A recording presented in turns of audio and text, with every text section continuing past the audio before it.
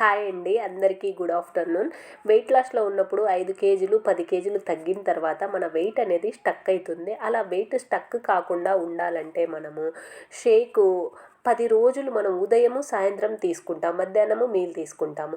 మీరు ఏం చేస్తారంటే ఉదయము మధ్యాహ్నం షేక్ తీసుకోండి, నైట్ మీల్ తీసుకోండి.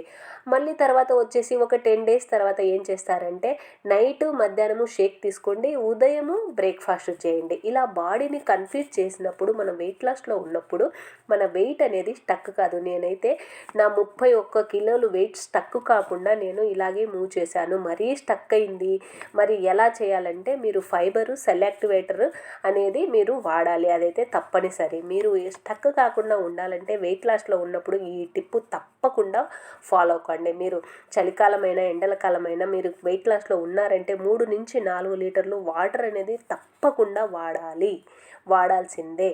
ఎవరైనా సరే వాడాల్సిందే. ఎవరికైనా సరే ఇటువంటి హెల్దీ టిప్స్ కావాలి, నేనే కోచ్గా కావాలి, వెయిట్ లాస్ మీరు టిప్స్ ఇంకా తెలుసుకోవాలి అనుకుంటే మీరు కాంటాక్ట్ కండి. మీకు ఎవరికైనా సరే హెర్బల్ లైఫ్ న్యూట్రిషన్ కావాలి, ఐడి కావాలి, హెర్బల్ లైఫ్ ఎలా వాడాలి, డైట్ ప్లాన్ ఫ్రీగా ఉంటుంది, వర్కౌట్ ఫ్రీగా ఉంటుంది, జూమ్ లింక్ ఫ్రీగా ఉంటుంది. ఎవరికైనా ఇంట్రెస్ట్ ఉంటే కాంటాక్ట్ కండి.